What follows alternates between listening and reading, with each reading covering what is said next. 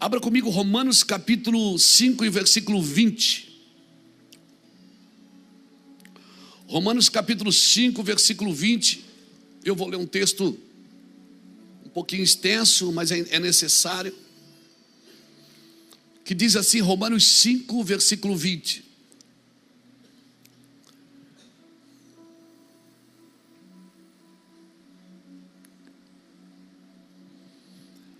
A lei foi concedida para que todos percebessem a gravidade do pecado. Mas à medida que o pecado aumentou, a graça se tornou ainda maior. Portanto, assim como o pecado reinou sobre todos e os levou à morte, agora reina a graça que nos declara justos diante de Deus e resulta na vida eterna por meio de Jesus Cristo, nosso Senhor. Capítulo 6. Pois bem, devemos continuar pecando para que Deus mostre cada vez mais a sua graça? Claro que não. Uma vez que morremos para o pecado, como podemos continuar vivendo nele? Ou acaso se esqueceram de que quando fomos unidos a Cristo Jesus no batismo, nos unimos a Ele em sua morte? Pois pelo batismo morremos, fomos sepultados com Cristo, e assim como Ele foi ressuscitado dos mortos pelo poder glorioso do Pai, agora nós também podemos viver a nova vida. Diga comigo, nova vida. Uma vez que a nossa união com Ele se assemelhou à sua morte, assim também a nossa ressurreição será semelhante à dele. Sabemos que a nossa velha natureza foi crucificada com Cristo para que o pecado não tivesse mais sobre nossa vida e dele deixássemos de ser escravo. Você não é mais escravo do pecado, querido, pois quando morremos com Cristo, fomos libertos do poder do pecado. Então, uma vez que morremos com Cristo, cremos que também com Ele viveremos. Temos certeza disso, pois Cristo foi ressuscitado dos mortos e não mais morrerá. A morte já não tem nenhum poder sobre Ele. Quando Ele morreu, foi de uma vez por todas, para quebrar o poder do pecado. Mas agora que Ele vive, é para a glória de Deus. Da mesma forma, considerem-se mortos para o poder do pecado e vivos para Deus em Cristo Jesus. Não deixe que o pecado reine sobre o seu corpo, que está sujeito à morte, cedendo aos desejos pecaminosos. Não deixe que nenhuma parte do seu corpo se torne instrumento do mal para servir o pecado. Mas em vez disso, entregue-se inteiramente a Deus, pois vocês estavam mortos e agora tem a nova vida. Portanto, ofereça o seu corpo como instrumento para fazer o que é certo para a glória de Deus. O pecado não é mais seu senhor. O pecado não é mais seu senhor. O pecado não é mais seu senhor, pois vocês já não vivem sobre a lei, mas sobre a graça de Deus. Pois bem, uma vez que a graça nos libertou da lei, quer dizer que podemos continuar pecando? Claro que não. Vocês não sabem que se tornam escravos daquilo que escolhe obedecer? Vocês não sabem que se tornam escravos daquilo que escolhe obedecer? Podem ser escravos do pecado quem conduz à morte, ou podem escolher obedecer a Deus que conduz a vida de justiça. Graças a Deus, porque antes vocês eram escravos do pecado, mas agora obedecem de todo o coração a este ensino que lhe transmitimos. Então, livres da escravidão do pecado, se tornaram escravos da justiça. Uso o exemplo da escravidão para ajudá-los a entender isso tudo, pois sua natureza humana é fraca. No passado, vocês se deixaram escravizar pela impureza e pela maldade, o que os fez afundar ainda mais no pecado. Agora devem se entregar como escravos à vida de justiça, para que se tornem santos. Quando eram escravos do pecado, estavam livres da obrigação de fazer o que era certo. Uau! Quando eram escravos do pecado, estavam livres da obrigação de fazer o que era certo. E qual foi o resultado? Hoje vocês se envergonham das coisas que acostumavam a fazer, coisas que acabaram em morte. Agora, porém, estão livres do pecado, do poder do pecado, e se tornaram escravos de Deus, pois fazem aquilo que conduz à santidade e resulta na vida eterna. Pois o salário do pecado é a morte, mas o dom gratuito de Deus é a vida eterna em Cristo Jesus, nosso Senhor. Uau, uau, uau. Li 25 versículos. Glória a Deus. Li os 25 versículos. Graças a Deus. O que eu aprendo aqui? Irmão, Adão saiu da eternidade e entrou no tempo. Você já ouviu isso? Esses trocadilhos na igreja. Jesus saiu da eternidade e entrou no tempo. Para quê? Para me tirar do tempo e me levar para a eternidade. Glória a Deus. Aí eu quero segurar Jesus aqui na terra para abençoar o meu futuro na terra. E eu esqueço de construir sobre fundamentos eternos. O que é construir sobre o fundamento eterno? É construir um futuro, mas em cima de fundamentos que se apoderam da vida eterna. Ou seja, se eu tiver que escolher em ser bem sucedido aqui ou ser bem sucedido na vida eterna, eu preciso escolher primeiro a vida eterna. Isso não me impede de ser bem sucedido aqui, mas você é escravo daquilo que você escolhe viver. A Bíblia está dizendo isso. Quando vocês eram escravos do pecado, vocês estavam livres da obrigação de fazer o que é certo. E qual foi o resultado? A Bíblia pergunta. Hoje vocês se envergonham, ou seja, deixa eu me incluir aí também. Hoje nós nos envergonhamos de coisas que costumavam a fazer, coisas que acabaram em morte. Agora, porém, estão livres. É isso que Paulo está dizendo. Agora você está livre do pecado e se tornou escravo da justiça, ou seja, de Cristo. Por isso que Paulo dizia: eu sou escravo de Cristo. Ou seja, hoje vocês fazem aquilo que conduzem vocês à santidade e que resulta na vida eterna. Ou seja, assim como você foi escravo do pecado, você escolheu aquilo que trazia prazer para a sua carne e para a sua alma, e você é escravo daquilo que você escolhe. Você sempre será escravo e submetido àquilo que você escolhe viver, seja na carne ou seja no espírito. Aleluia! Pois o salário do pecado é a morte, mas a dádiva de Deus é a vida eterna em Cristo Jesus, nosso Senhor. Aleluia! Então, quando eu falo aqui que nós devemos usar de misericórdia, mas irmão, eu não estou dizendo que nós devemos tolerar o pecado. Jesus, ele ama o pecador, mas ele abomina o pecado. Eu não posso tolerar pecados, controles, manipulações. Não, porque a Bíblia abomina isso. O Senhor está dizendo: eu te dei um corpo, você serviu o diabo com esse corpo, você fazia as coisas do seu jeito, era para o seu prazer, era para a sua dádiva. Aí você entregou a vida para Jesus. Agora o Senhor espera o quê? Que você use o mesmo corpo que servia ao diabo para servir a Deus. A minha pergunta é: se eu queria levar a minha vida como eu sempre levei no passado, então por que eu entreguei ela para Jesus? Se eu não queria mudar de vida, por que eu entreguei minha vida para Cristo? Porque ao momento que eu entrego a minha vida para Cristo, eu preciso me submeter a essa nova vida. Por isso eu preciso discernir. Eu preciso ajudar e servir pessoas, sim, mas eu preciso levar as pessoas a nascer de novo. Aleluia! Porque as pessoas precisam nascer de novo, porque elas também têm que se submeter àquilo. Tem pessoas que são submetidas a outras pessoas, mas não são submetidas a Cristo. Tem pessoas que são submetidas a denominações, mas não são submetidas a Cristo. Não são.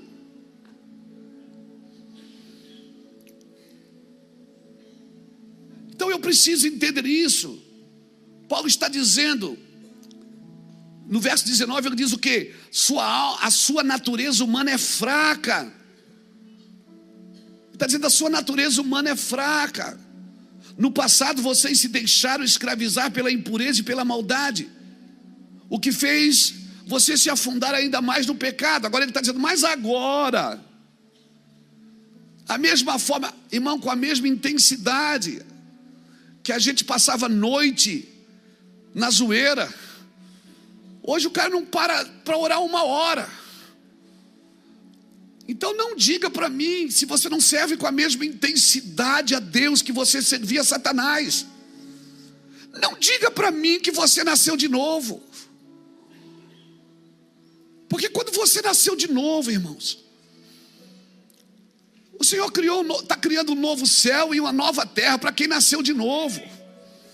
Se eu nasci de novo, a mesma intensidade que eu fazia com o inimigo, por isso que eu não paro.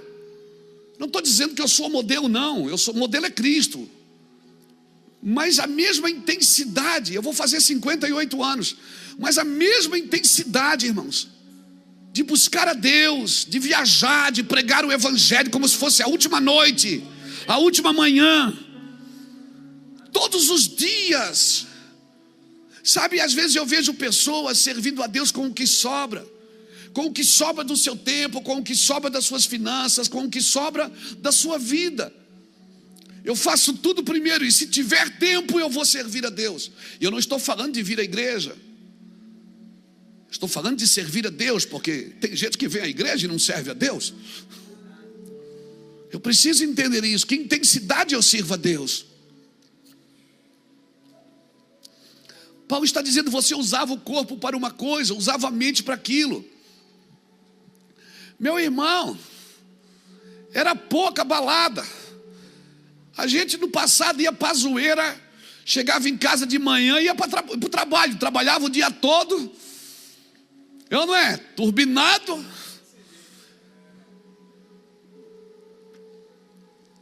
Virava a noite, eu já fiquei 9 noites sem dormir.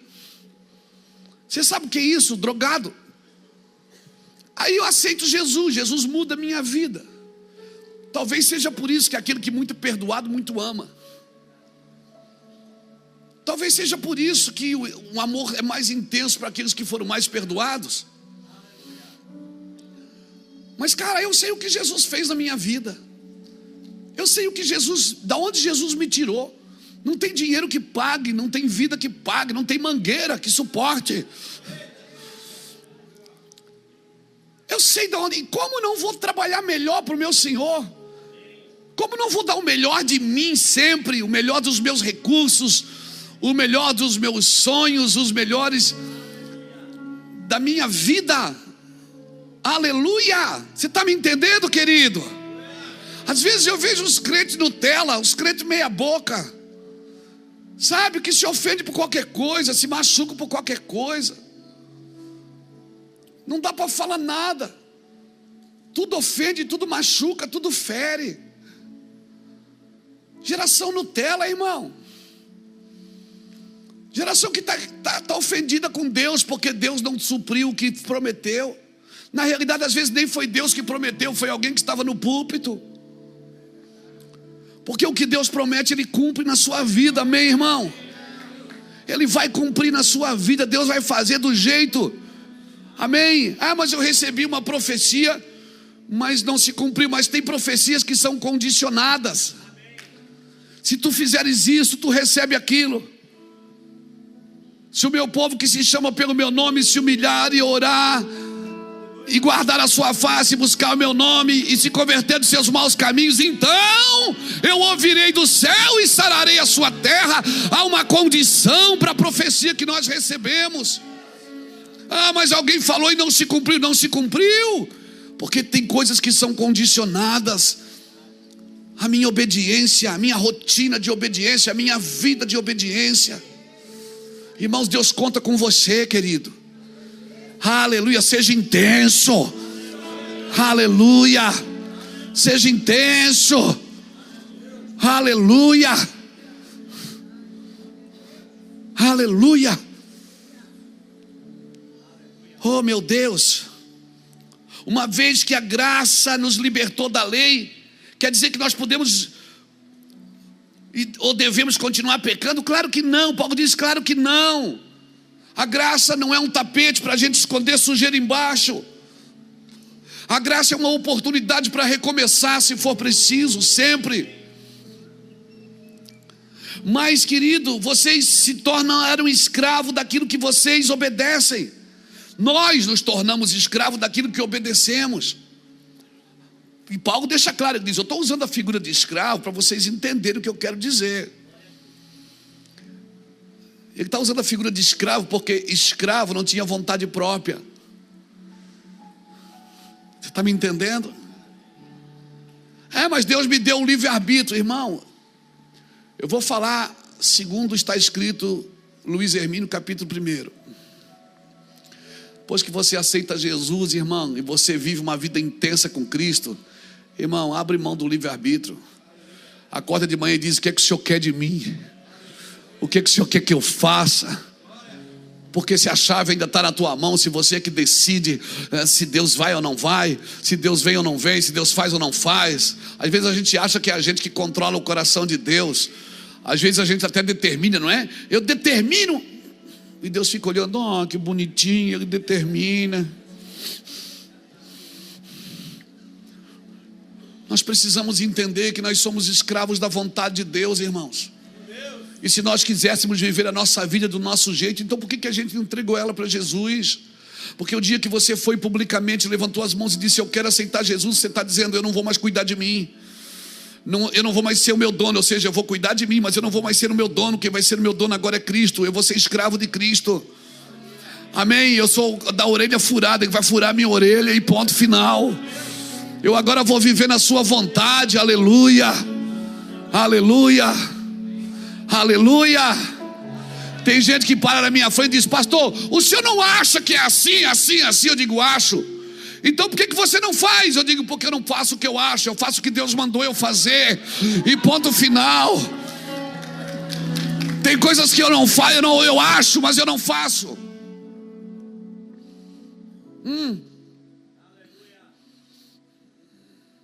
Tem gente que me procura às vezes assim: pastor, quero sair da igreja. Eu disse: por quê?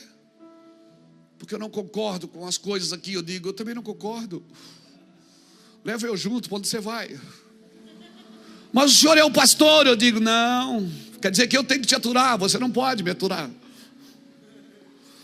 Eu tenho que te suportar e você não pode me suportar. Mas eu não concordo. Eu disse: eu também não concordo. Você acha que eu concordo com tudo que acontece aqui?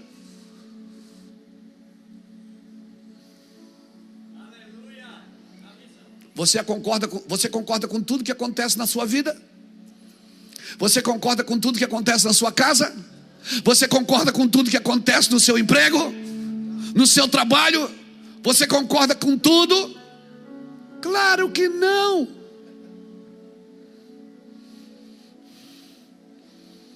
Às vezes eu chego aqui, eu digo: quem foi que botou aquela cadeira ali? Não é ali. Minhas bandeiras tiradas daqui, cadê elas? Estão ali. Meu Deus, por quê? Eu não concordo. Aleluia. O que você está fazendo aí? Eu não concordo. Então, escravo não tem vontade. Quando Paulo diz que nós somos prisioneiros de Cristo, por isso os judeus, um dia Paulo estava na frente do rei Agripa. O rei Agripa disse: liberta Paulo, pode libertar ele. Paulo disse: eu não quero ser liberto, quero ir para Roma. Aí o rei Agripa dizia: mas você é meu escravo, você é meu prisioneiro. Os judeus diziam: você, Paulo, é nosso prisioneiro. E ele dizia: não, vocês estão atrasados, eu sou prisioneiro de Cristo. Mas você vai para Roma fazer o que? Eu estou te libertando. Eu vou para Roma porque Deus falou que eu vou morrer lá. Eu já sei o que vai acontecer comigo lá, mas eu vou para lá porque Deus me deu uma palavra e eu vou escolher isso. Eu sou escravo daquilo que eu escolhi viver. Aleluia. Levante sua mão. Eu oro por uma intensidade dos céus sobre a sua vida. Eu oro por uma intensidade dos céus sobre a sua casa.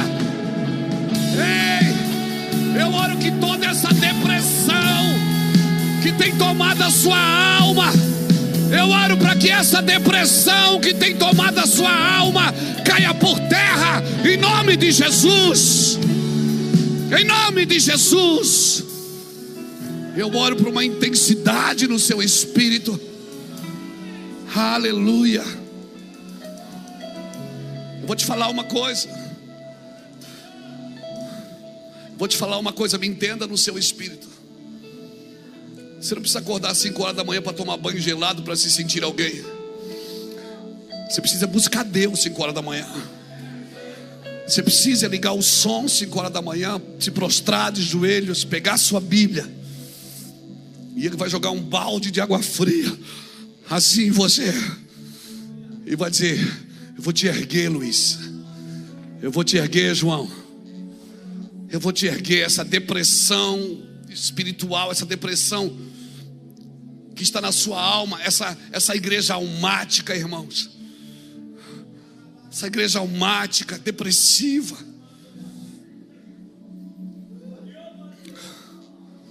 Nós queremos preservar coisas que Jesus foi desprezado por elas. Se torna escravo da justiça de Deus. Todo aquele que é livre do pecado se tornou escravo da justiça. Eu vou repetir: todo aquele que é livre do pecado se tornou escravo da justiça. Só que a diferença aqui é que você é escravo do amor. As cordas que te amarram são cordas de amor. Ele me atraiu com cordas de amor. A Bíblia diz que Ele me atraiu com cordas de amor. Ele me amarrou, mas foi no amor dele. E deixa eu te falar, o amor não se poupa. O amor poupa o outro. O amor não se poupa. O amor sempre poupa o outro. Quando você conhece alguém que ama, é alguém que não poupa a si mesmo, poupa o outro, que está sempre trabalhando para poupar o outro. Você pega duas figuras importantes na Bíblia, Pedro e Paulo.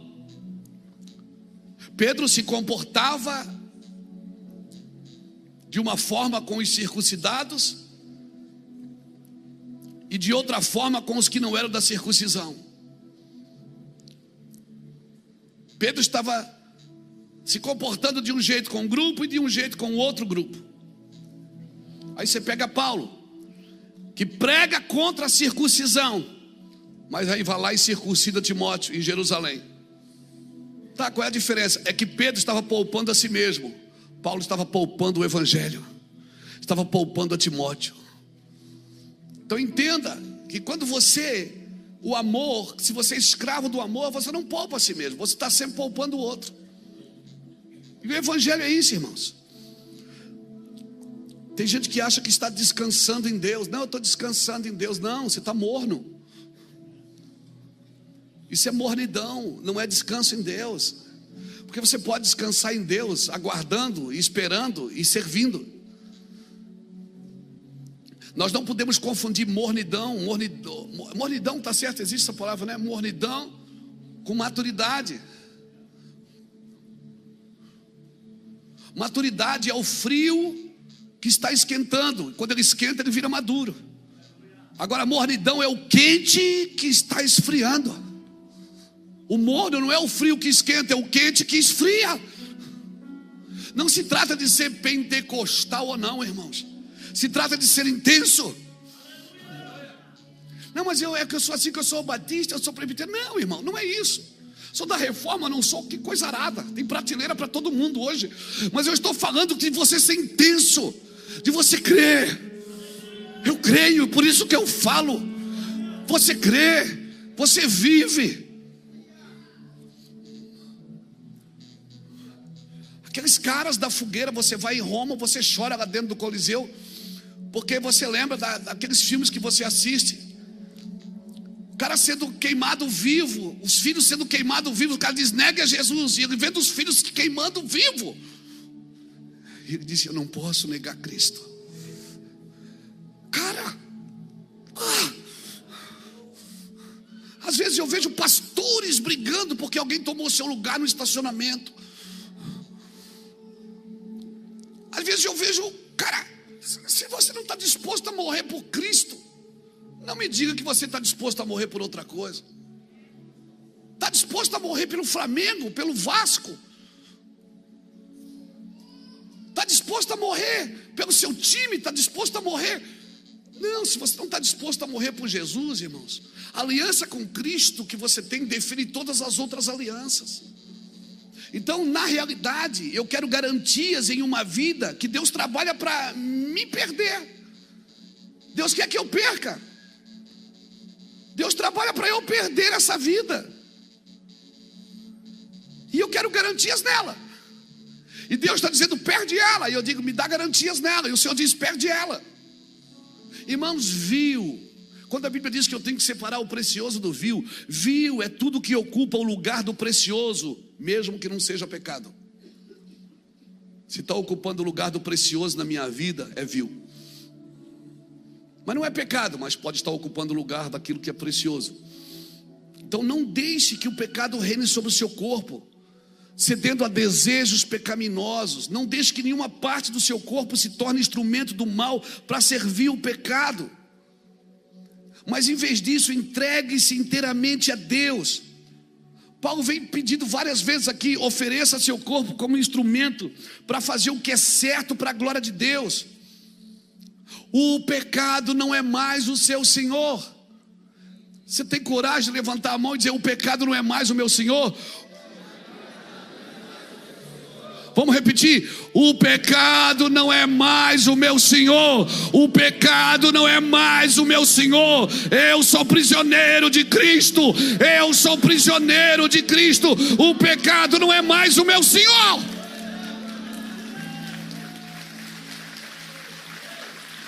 Deus não vai te dar garantias numa vida que Ele quer que você perca. Deus não pode abençoar aquilo que está errado. Ele não vai abençoar o que está errado.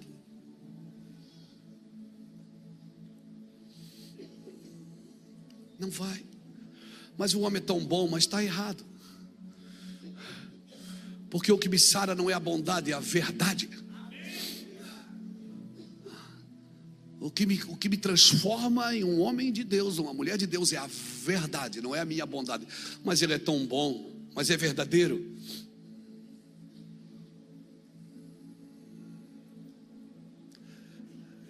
É a verdade que me transforma.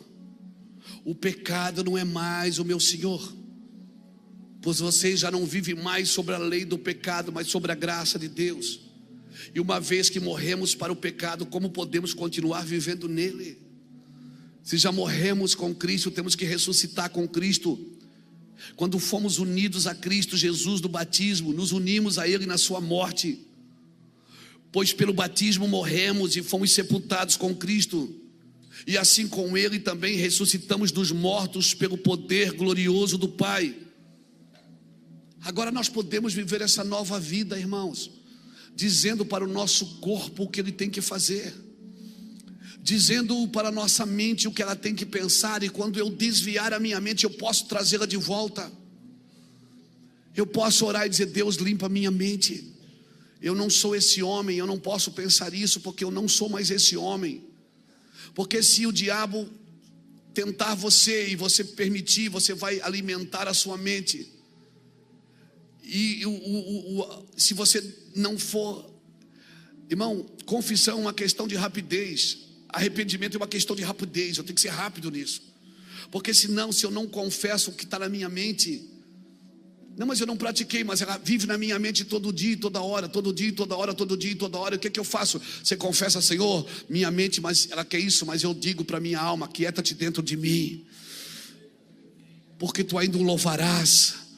E quando vir pensamento impuro, você levanta a mão e diz: eu te repreendo. Você não é da minha cabeça. A minha mente é de Cristo. Eu tenho a mente de Cristo. Eu fui renovado na mente por Cristo. Pelo batismo morremos e fomos sepultados com Cristo, assim como Ele foi ressuscitado dos mortos pelo poder glorioso do Pai. Agora nós também podemos viver essa nova vida. E quando morremos com Cristo, somos libertos do poder do pecado. Então, uma vez que morremos com Cristo, cremos que também com Ele viveremos. Aleluia. Considerem-se mortos para o poder do pecado, vivos para Deus em Cristo Jesus. Amém. Você crê nessa palavra? Você pode dizer, dar vozes de comando para sua mente: mas pastor, é todo dia, o diabo não vai desistir. E eu vou te falar uma coisa: se você vem constantemente sendo tentado, constantemente sendo perseguido, constantemente sendo atraído para tentações, eu vou te falar uma coisa: grande é a obra de Deus na sua vida. O diabo, ele não sabe tudo, porque ele não é onisciente, nem onipresente, nem onipotente. Mas pelos sinais dos céus, pelas movimentações dos céus na sua vida, Ah, meu filho, se você está sendo perseguido, tentado, se prepare, porque Deus tem algo grande aí para você. E se você vencer isso, certamente você vai crescer um nível. Você vai crescer um nível. Você cresce um nível quando faz o dever de casa, meu irmão. Aleluia. Quando você vence. Aleluia. Aleluia. Glória a Deus. Efésios capítulo 5, versículos 6 a 10. Efésios 5, de 6 a 10. Diz assim: não se deixe enganar por palavras vazias, pois a ira de Deus virá sobre os que lhe desobedecem. Não participem dos que essas pessoas fazem, pois antigamente vocês estavam mergulhados na escuridão, mas agora têm a luz do Senhor. Vivam, portanto, como filhos da luz, pois o fruto da luz produz apenas o que é bom, justo e verdadeiro. Bondade, justiça e verdade é a tua bandeira, novo homem. Bondade, justiça e verdade é a tua bandeira, nova mulher. Aleluia. Você que nasceu de novo, bondade, justiça e verdade. Bondade, justiça e verdade é a sua bandeira. Olha o que diz o verso 10. Procurem descobrir o que agrada ao Senhor. Como é que você descobre o que agrada a Ele? Como, irmão? Como? Conversando com Ele. Senhor, o que o Senhor gostaria que eu fizesse? Como o Senhor gostaria que eu fosse? O que o Senhor espera de mim? Cara, isso é vida de Deus. Isso é vida de Deus na sua vida. Isso é poder de Deus. Oh, meu Deus, se preparem. Oh, meu Deus, se preparem.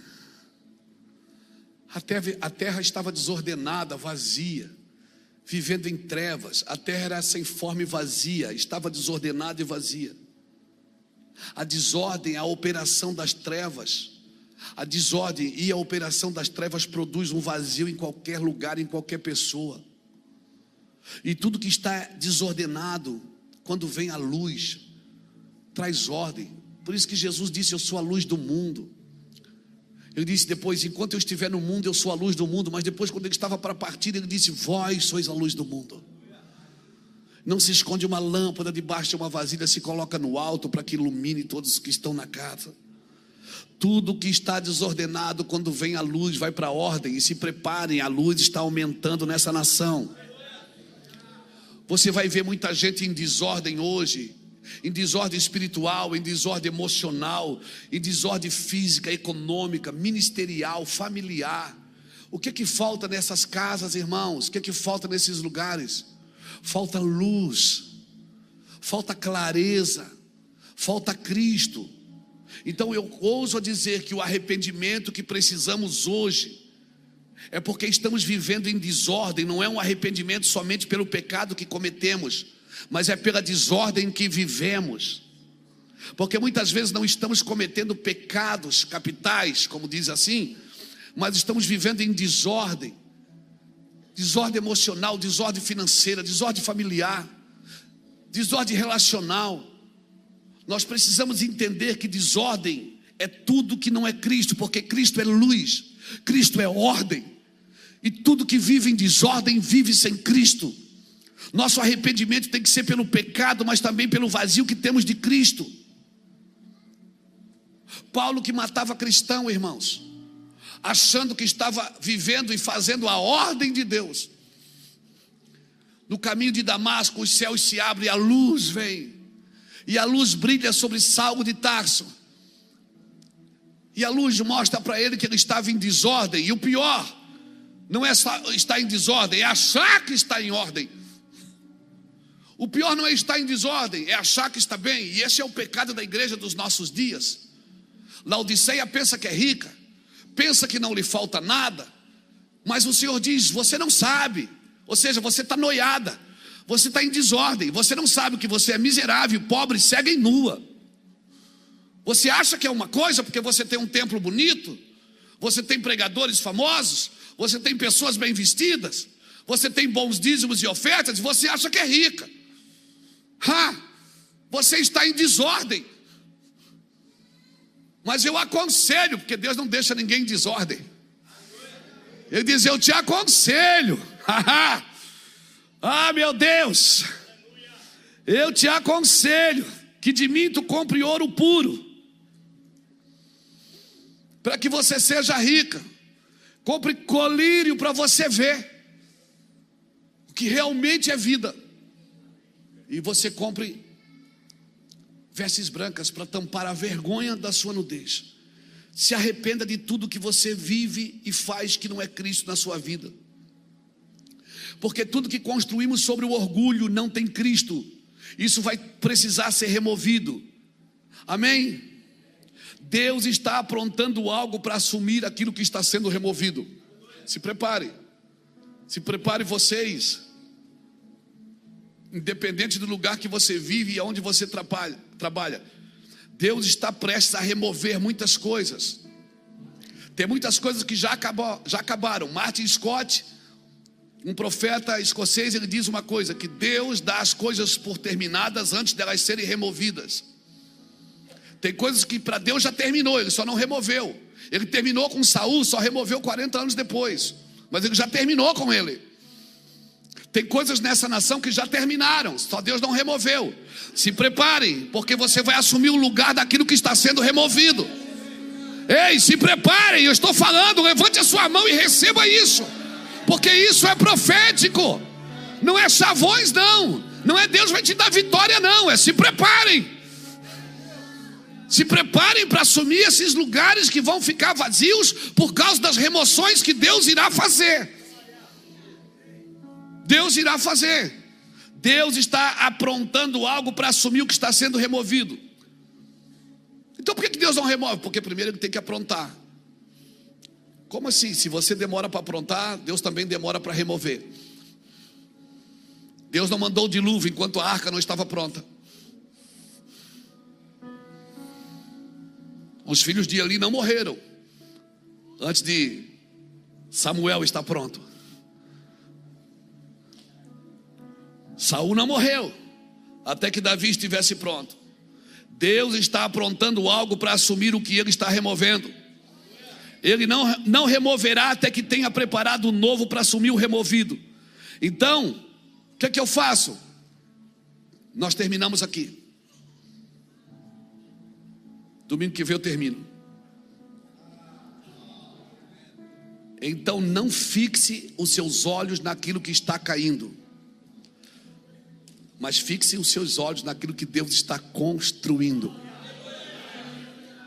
Porque o que Deus está construindo é mais promissor do que aquilo que está caindo. Fique tranquilo. Isso faz parte do plano eterno de Deus. Você está entendendo, meu irmão? Então não fixe os seus olhos no que está caindo, mas no que Deus está construindo para assumir neste lugar. Quem sabe é você que vai assumir este lugar.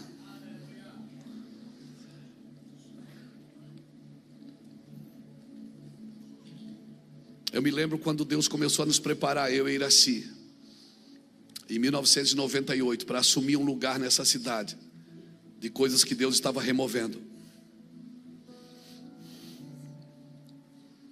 Em 1998, Deus começou a preparar a minha casa.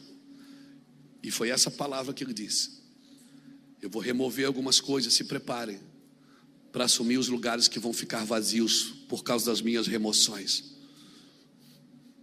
Se preparem.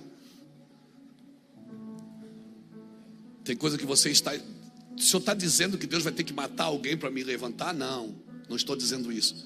Eu estou dizendo que tem lugares que Deus vai fazer, Ele vai remover e vai colocar as pessoas que estão prontas para esses lugares. Então se prepare agora. Jesus trabalhou 30 anos de carpinteiro, mas Ele não foi chamado para ser carpinteiro. Ele foi chamado para ser salvador. Mas Ele ficou lá na carpintaria se preparando. Ele estava moldando madeira, moldando mesa, até o dia que ele foi chamado para moldar pessoas. Se prepare. E sabe quem é que cuidava dele? Sabe quem cuidava dele? José. José era pai dele? Não. Jesus era filho de Deus. José era, tudo que Jesus aprendeu acerca do judaísmo, ele aprendeu com José. José ensinava Jesus. O que eu tenho a ver com isso? Deixa eu te falar. Quando o Senhor falou com Maria que ela ia ter um filho, o Senhor disse: você vai ter um filho. Ela disse: ok, que assim seja. Irmãos, o maior problema, porque ela estava noiva, ela ia se casar. Por que Deus não pegou alguém que com menos problema? Parece que Deus complica as coisas. José, quando descobriu que ela falou: José, eu estou grávida do Espírito Santo. Se a sua noiva chegasse hoje e dissesse: estou grávida do Espírito Santo, você acreditaria? Não. José, ele não acreditou também, mas ele teve caráter, porque ele fugiu. Porque ele podia ter pego ela pela mão e ter apresentado ela, e ela seria apedrejada. Mas ele teve caráter e fugiu, assumindo a culpa. Mas o Senhor visitou ele num sonho e disse: Zé, cuida do menino para mim. O menino é meu filho. José voltou atrás, ficou com aquela mulher, não teve relações com ela até ela parir o seu filho, o filho de Deus. Escute isso, irmãos. Só que dali por diante você vai perceber uma coisa: Deus não falava mais com Maria, só falava com José. José, pega o menino, vai para o Egito. José, traz o menino de volta. José, vai para lá. José, vai para cá. Por quê? Porque quando você resolve a cuidar de coisas ou de alguém que não foi você que gerou, o nível de revelação que você vai andar é outro. Então, se Deus colocar alguém no seu colo para você cuidar, quando é Deus que coloca, não se importe quanto você vai gastar, porque Deus vai abrir os céus em revelação para você. Se preparem para cuidar de gente que não foi você que gerou. Eu vou te falar, se prepare para cuidar de gente que não foi você que gerou. E a maioria deles vem com abacaxi, troféu abacaxi na mão assim. E você diz: não, é muito BO para mim, não vou cuidar disso não. Se prepare para assumir lugares que estão sendo removidos por Deus. Você crê nessa palavra? Eu deixo essa palavra no seu coração e convido você que está aqui nessa noite para entregar a sua vida para Cristo. Você que já foi escravo do pecado e hoje quer ser escravo de Cristo, prisioneiro de Jesus, algemado com cordas de amor, com paixão, com amor que você nunca experimentou. Nenhum homem é capaz de te dar esse amor, nenhuma mulher é capaz de te dar, nem seus pais conseguiram. Ninguém consegue suprir este vazio no seu espírito, porque só Ele pode falar aí. Quem fala aí é Deus. Então você que está aqui nessa noite, que nunca publicamente confessou Jesus como seu Senhor, se com tua boca confessares e com o teu coração creres, Jesus vai mudar a sua vida, vai transformar a sua casa, vai mexer nos seus negócios, vai mudar a sua vida por inteiro. Eu te garanto isso. Então eu quero convidar você que quer isso a sair do seu lugar. Não precisa apagar a luz para deixar o ambiente gostoso, não precisa botar um som triste, não. Tem que ser pela verdade. Tem que ser pela verdade. Se você quiser, hoje é a sua noite. Jesus pode tocar a sua vida agora. Isso aconteceu comigo faz 29 anos, em 1995, 1h15 da tarde. E de lá para cá eu venho nascendo de novo, da água e do Espírito. Se você quiser, sai do seu lugar, vem aqui na frente agora, eu quero orar por você. Vim te buscar no corredor. Volta para casa cheio, transformado, transformada, liberto, liberta. Isso. Jesus tem algo para fazer na sua vida, mulher. Algo que vai transformar a sua casa. Amém. Algo que vai mudar a sua vida. algo que vai transformar a sua casa. Ninguém tem a capacidade de te amar como Jesus te ama. Ninguém tem a capacidade de te amar como Jesus te ama. Ninguém consegue fazer isso. Deixa Ele te abraçar com cordas de amor. Paulo está dizendo, eu usei a palavra escravo para você entender o que eu quero dizer. Mas é escravo do amor de Cristo. O amor não se poupa, o amor poupa o outro. Por isso que Ele não se poupou, Ele poupou você. E hoje você tem o privilégio de se render a Cristo, porque Ele poupou você. Ei! Deus abençoe sua vida, querido. Deus vai mudar sua casa, sua vida. Amém? Você crê nisso? Vem cá com a gente. Glória a Deus. Glória a Deus. É o mínimo. Já valeu a pena. Só as mulheres, irmãos. Cadê os machos?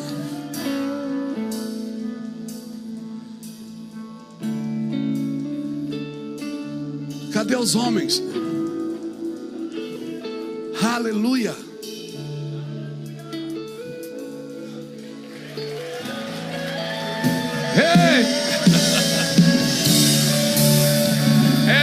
É interessante. Interessante que ele está com a camisa do Fortaleza. E em Fortaleza todo mundo chama, aí macho. Eu chamei o macho e o macho veio aí. Deus abençoe sua vida, querido. Deus vai mudar a sua vida, mudar a sua casa. Você tem cara de boleiro, viu? Glória a Deus. Deus abençoe, querido. Deus vai mudar a sua vida, a sua casa. Amém. Glória a Deus. Fica aqui com a gente vai orar por vocês. Fica de pé, igreja. Vamos orar por eles. Aleluia. É o mínimo que eu poderia fazer.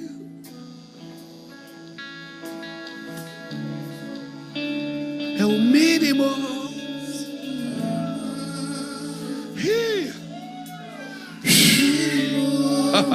Eu poderia fazer.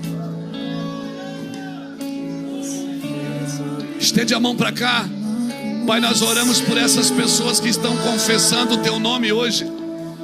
Ore com eles, que estão confessando o Teu nome hoje, que estão agradecendo ao Senhor pela vida. Essas pessoas que se rendem a Ti por amor à vida. Sim, Senhor. Torna-os prisioneiros por amor a Ti, Senhor.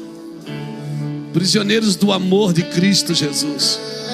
Prisioneiros da verdade de Cristo. Prisioneiros da ternura de Cristo. Eu oro para que eles conheçam o Senhor de perto, poderosamente, em nome de Jesus. Amém. Amém. Dê um aplauso ao Senhor. Dá um brado de vitória. Yeah!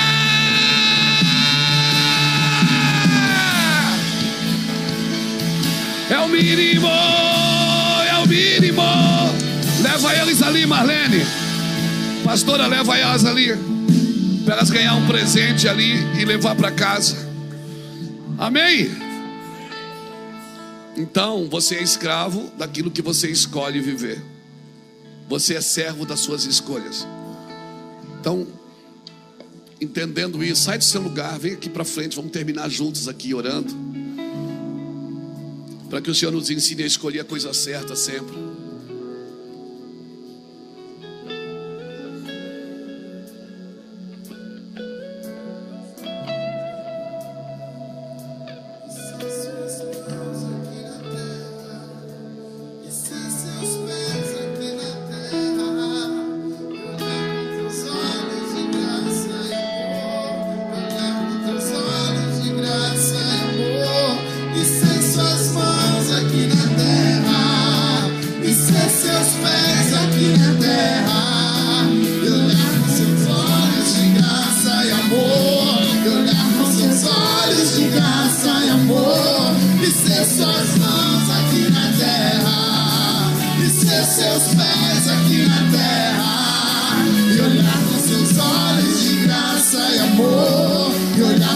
Olhos de graça e amor,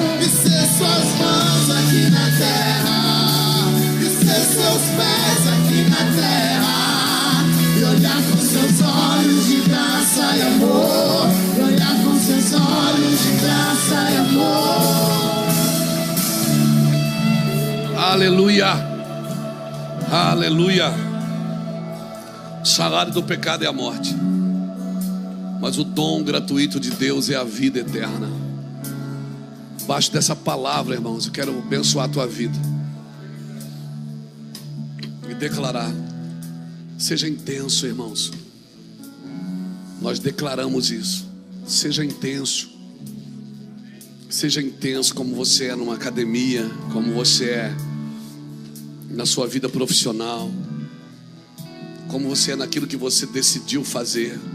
Seja intenso, irmãos. Mergulha firme de cabeça. Entra nesses lugares. Sabe, eu não me considero um pregador motivacional. Eu me considero um pregador de justiça. Hoje tem tanta gente falando de prosperidade porque poucas pessoas falam de justiça. Se nós falássemos mais de justiça, não precisaríamos falar tanto de prosperidade, porque Deus quer nos prosperar.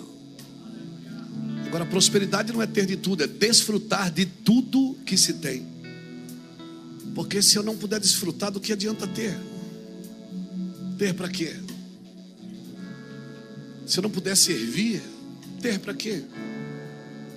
Do que adianta eu passar horas e horas escrevendo, lendo, estudando, chorando, se eu não puder compartilhar isso com vocês?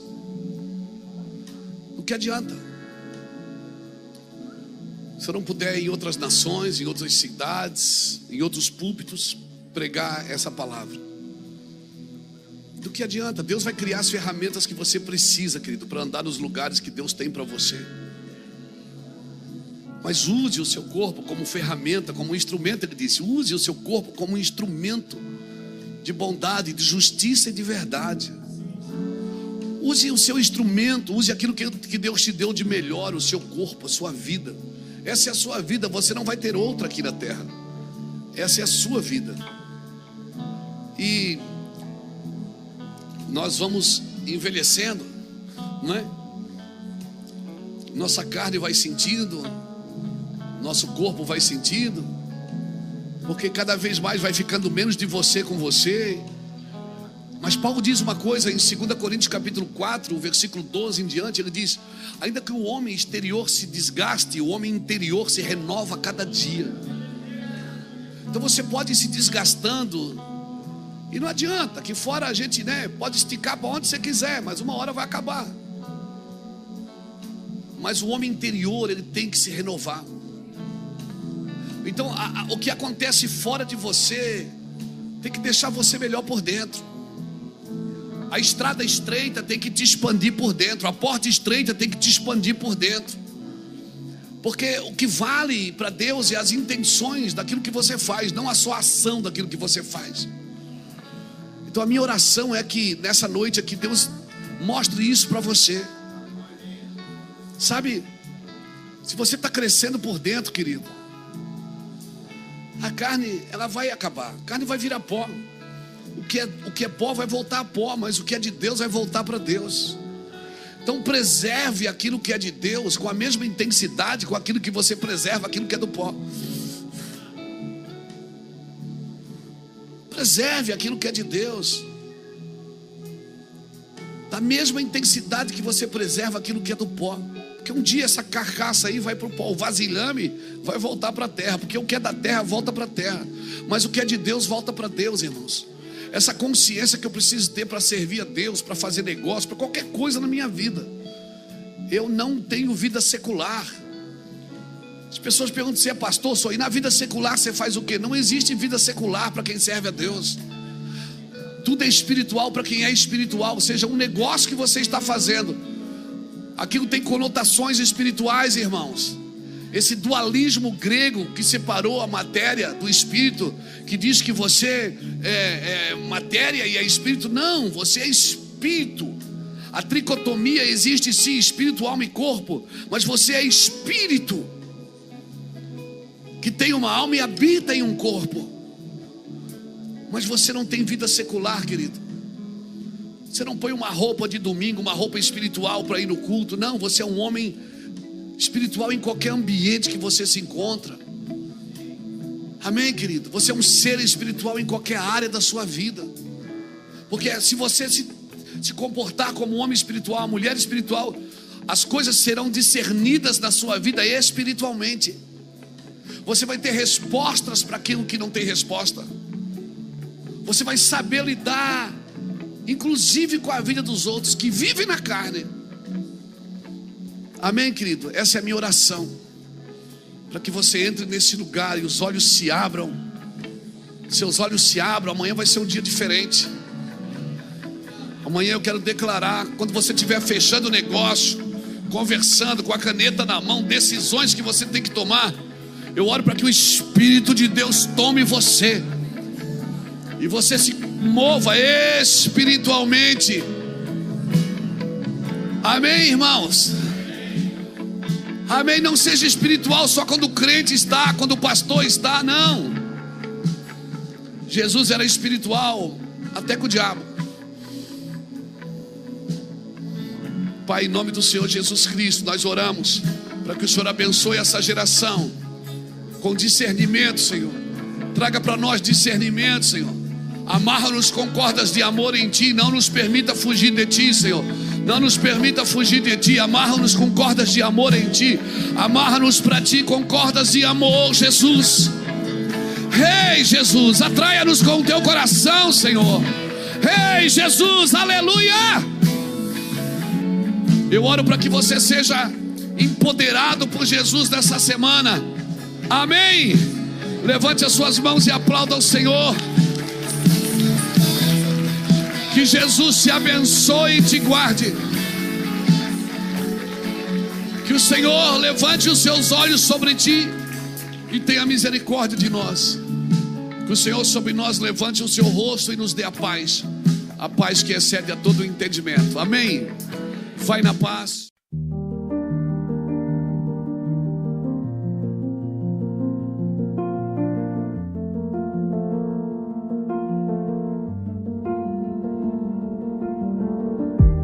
I was counting every second,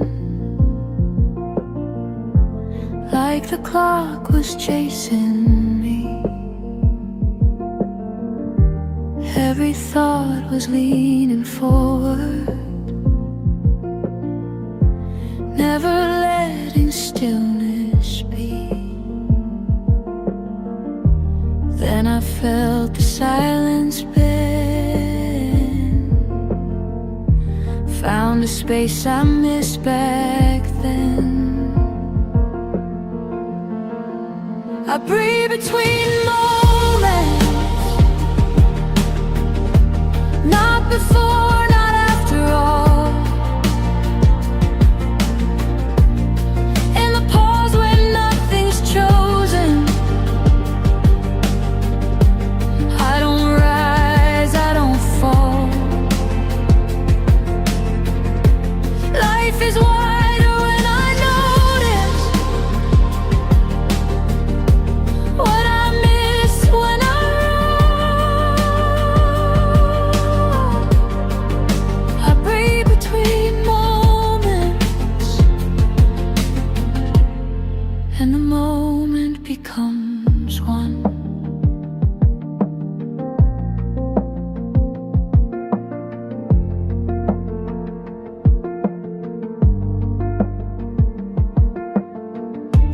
All the noise is self-created,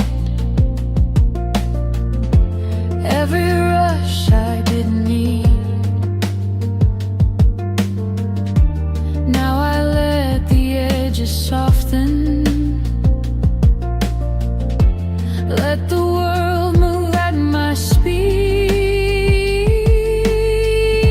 I don't hold, I don't control. I let the spaces make me whole. I breathe between moments, where the weight begins to slide. In the calm that's never spoken, I don't push, I don't hide.